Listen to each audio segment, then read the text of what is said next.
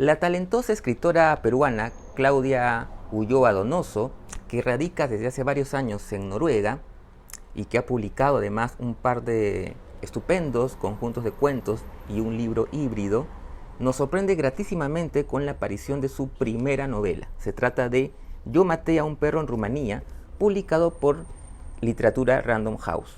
Se trata de una historia en la que su protagonista, una profesora, emprende un viaje a Rumanía en compañía de Ovidiu, su exalumno, amigo, en fin, con quien tiene una singular relación. Una estupenda novela de atmósfera que yo recomiendo mucho y sobre la cual además conversé con Claudia hace unos días y quiero compartir con ustedes dicha conversación. Y si quieren ver esta y otras entrevistas, las pueden buscar en mi canal de YouTube buscándome como Carlos M. Sotomayor. Ahora también quiero aprovechar y recomendarles un taller. Si ustedes o conocen a alguien que tenga problemas de redacción, problemas de construir oraciones, de saber puntuar, dónde colocar las comas, el punto y coma, pues este taller es para ustedes. Se trata de un taller para resolver todos esos problemas sin casi nada de teoría, de la manera más fácil, en 4 sesiones. En solo 4 sesiones más una quinta sesión de obsequio. Échenle un ojito. Ahora bien, sin más preámbulos, los dejo con la entrevista a Claudia Ulloa Donoso aquí en Letra Capital.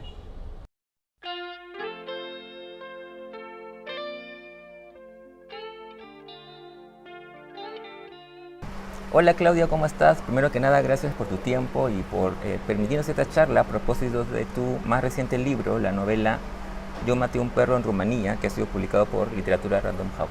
Gracias. ¿Cómo estás, Claudia? Gracias a ti.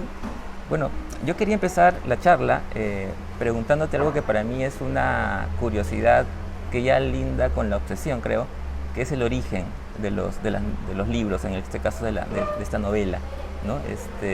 ¿Cuál es de repente esa imagen tan poderosa que nos persigue y que finalmente se desarrolla en una historia como esta? No sé si tú recuerdas ese momento, esa primera idea. Sí, el inicio de la novela realmente está casi al final, ¿no? El inicio es esta protagonista, esta mujer, tomándole una foto a la oscuridad en un país ajeno, ¿no? Como Rumanía.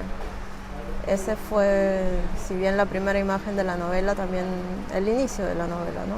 Cuando empecé a tomar las notas, a trabajar con las imágenes y las frases, esa fue, digamos, mi inicio en el borrador, ¿no?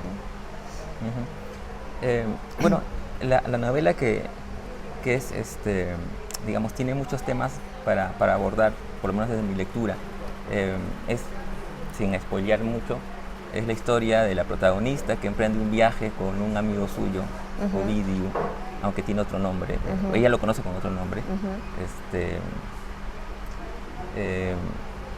Y bueno, una de las cosas que me llamó la atención, que me gustó de la novela, es este tono bastante reflexivo de la protagonista, ¿no? Es decir, constantemente reflexiona sobre lo que la rodea, sobre su vida, sobre diversos temas en realidad, que es algo que ya está, digamos, o por lo menos desde mi lectura, muy presente en tus libros anteriores, digamos, ¿no? Pienso en el primero, incluso en Séptima Madrugada también está esa intención reflexiva. Cuéntame un poquito sobre eso. Bueno, en esta novela, ¿no? Hay, como tú lo mencionas, son 2 personajes principales, ella, ¿no? Y su amigo, Ovidiu Mihai. Y son un contraste, ¿no? Sin querer, resultó ser una novela de contrastes, ¿no? Ella reflexiona mucho, habla poco. De hecho, se pasa una gran parte en silencio, ¿no? Como si perdiera el habla de pronto, que la pierde. Y ella, digamos, habla consigo misma o hacia adentro, ¿no? Mientras él es todo lo contrario, ¿no? Él verbaliza, o su manera de reflexionar incluso es como muy oral, ¿no? Hay una parte donde él piensa y realmente es como una verborrea, ¿no? mientras cuando ella piensa es una cosa más, sí, interna, ¿no? No que él no reflexione, pero reflexiona de otra manera, ¿no? Es una cosa silenciosa, ¿no? Sí, y también hay un tono también un poco, digamos, que tiene que ver con la reflexión, no sé si melancólico esa es la palabra, pero hay como una, digamos, tristeza que la sí, es melancólico, muy melancólico, ¿no? Claro.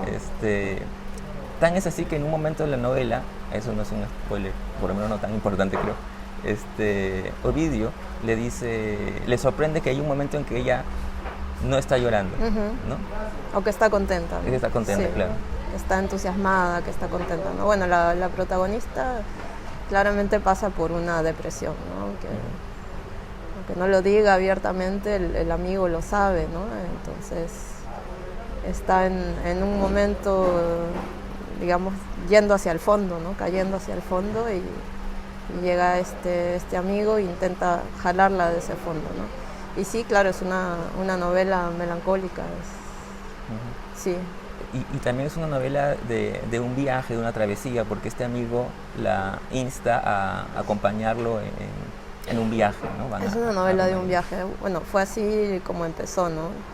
Después han salido, o yo he reflexionado sobre los distintos temas que toco en la novela, pero sin haber pensado en algún momento voy a tocar estos temas. Si algo pensé al momento o mientras escribía y me decía a mí misma de qué se trata esta novela, decía, bueno, esta es una novela sobre un viaje, ¿no? Sobre la amistad, quizás sobre el amor y por supuesto sobre la muerte, ¿no?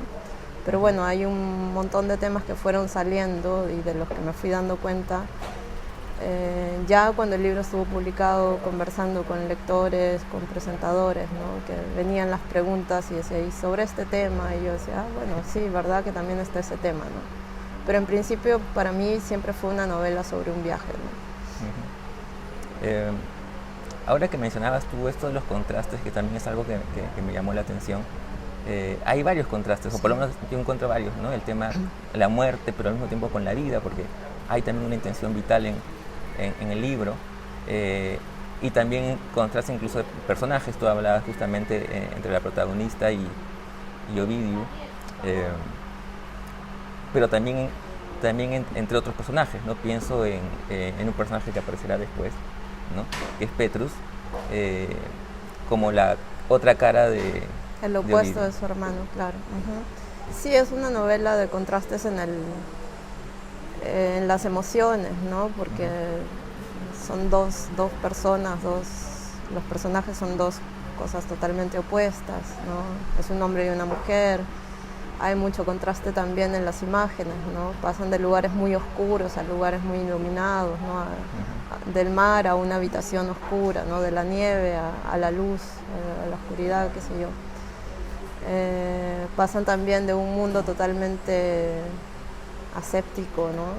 Donde ellos viven, porque viven en Noruega, y viajan a un lugar pequeñito, Rumanía, ¿no? Donde el modo de vida es totalmente distinto al que ellos tienen, ¿no? Donde acostumbran vivir.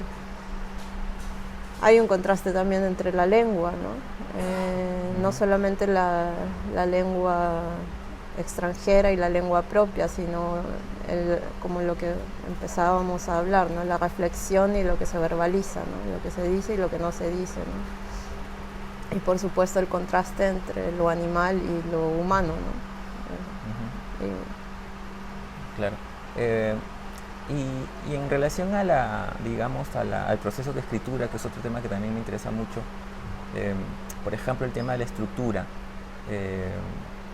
La novela empieza con esta imagen del perro, ¿no?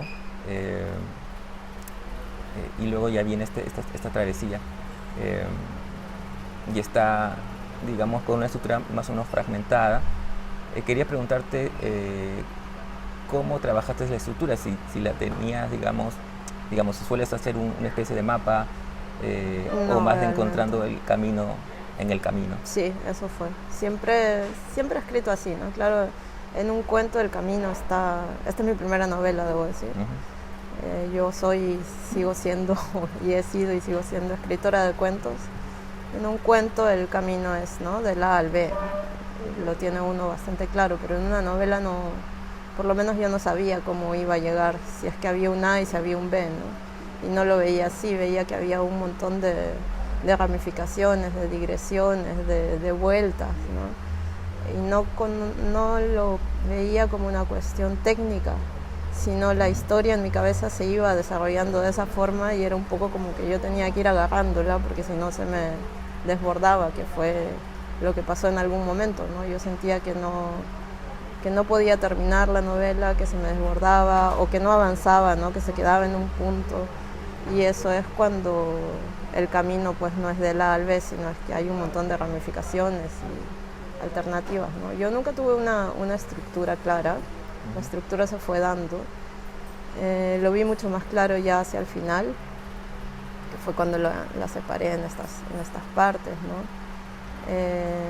Iba siempre escribiendo fragmentos, iba juntando fragmentos, también teniendo en cuenta que cuántos años estuve escribiendo esto, obviamente con pausas grandes, por lo menos unos 5 años, ¿no? He tenido pausas de meses, casi años, entonces retomaba en un punto y ese punto ya no era el punto, ¿no? Un poco como en la vida real, ¿no? O sea, uno hace un viaje, si paras un año y vuelves a empezar desde ese punto, puede que hasta el paisaje ya haya cambiado, ¿no? De la misma manera sucede, al menos me sucede a mí con la escritura, ¿no? Yo volví a un punto y decía, no, esto no puede estar acá, vamos a moverlo para otro lado, ¿no? Y fue así como que se dio la estructura y hacia el final ya lo vi más claro, ¿no? Al final llega esta voz del perro que abre la novela, ¿no? Yo sabía que esa voz no podía ser el final, aunque fue escrita hacia el final, ¿no? Y pensé que era el inicio, ¿no? Tenía que ser como la introducción, no sé, la fuerza, esa, cuando uno empieza un concierto, no sé, es como claro, el golpe de la batería, no sé, de la guitarra, algo fuerte, ¿no? Y esa voz llegó muy clara además, ¿no? Esa voz de ese perro fue muy clara y muy precisa y dije, no, esto tiene que estar, no al final por lo menos, ¿no? Mencionas justamente, hacías hincapié en que tú eres una escritora, digamos, de cuentos, de relatos, y claro, tienes 2 libros publicados de cuentos, y tienes otro libro que es Séptima Madrugada, que es, digamos que es un libro sui generis en cierta medida, ¿no? Aunque incluso yo cuando lo leí, digamos, sentí que también podía leerse como una especie de novela también, ¿no? De alguna manera. ¿Cómo ha sido esta escritura, o la escritura de una novela respecto a la escritura de cuentos? No sé si has reflexionado al respecto del género. Porque si reflexionaba creo que quizás no lo habría hecho, ¿no? Yo empecé a escribir la novela como una cuestión de a ver qué pasa, ¿no? De hecho era... Como si fuese un cuento que se fue alargando, una cosa así.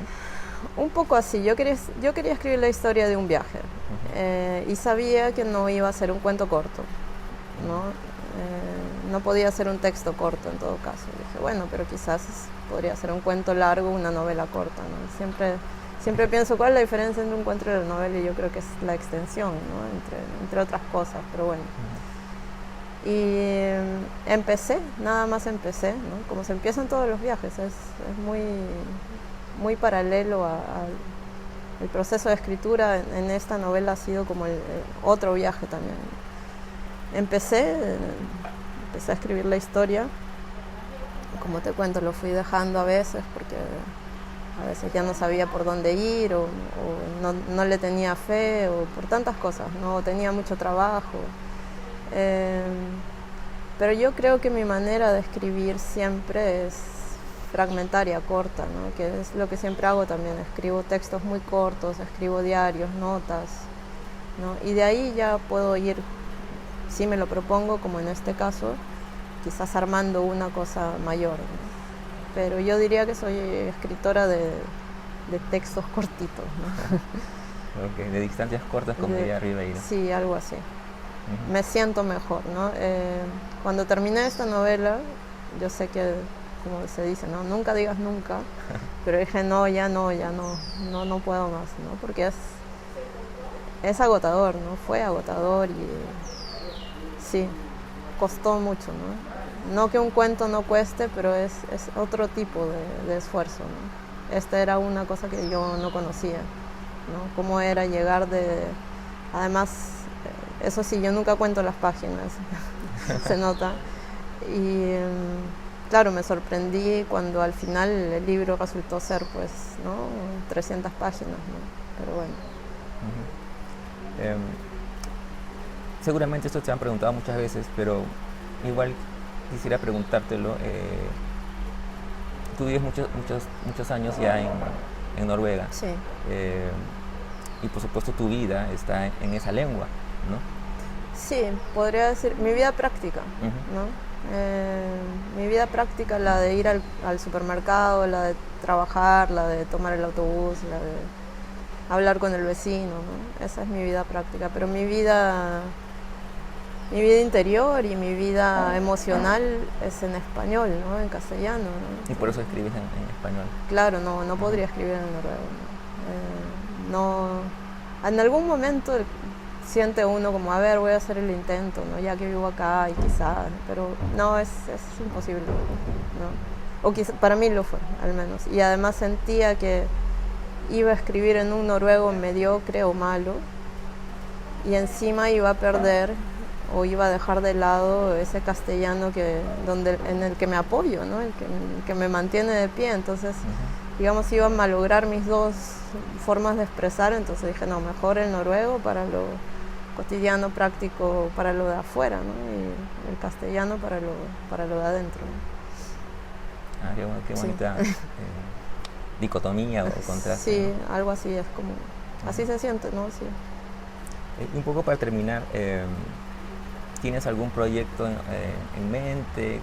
¿Cómo vas trabajando ese tema? No, ahora no tengo realmente nada claro, ¿no? Soy siento un poco como cuando terminé de escribir mi tesis de maestría y uno decía, ya terminé de escribir la tesis y era como, a ver qué hago, ¿no? Entonces, algo así. Siempre estoy escribiendo cosas, como te digo, pequeñitas. Ahora que estoy acá de paso por Lima veo tantas cosas que digo, de acá podría ser un cuento y qué sé yo, pero es eso, que tendría que andar con la libretita que siempre olvido cargar, pero siempre ando escribiendo, pero no tengo ningún proyecto definido ni claro, ¿no?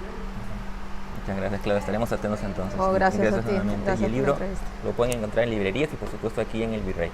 Gracias. Gracias.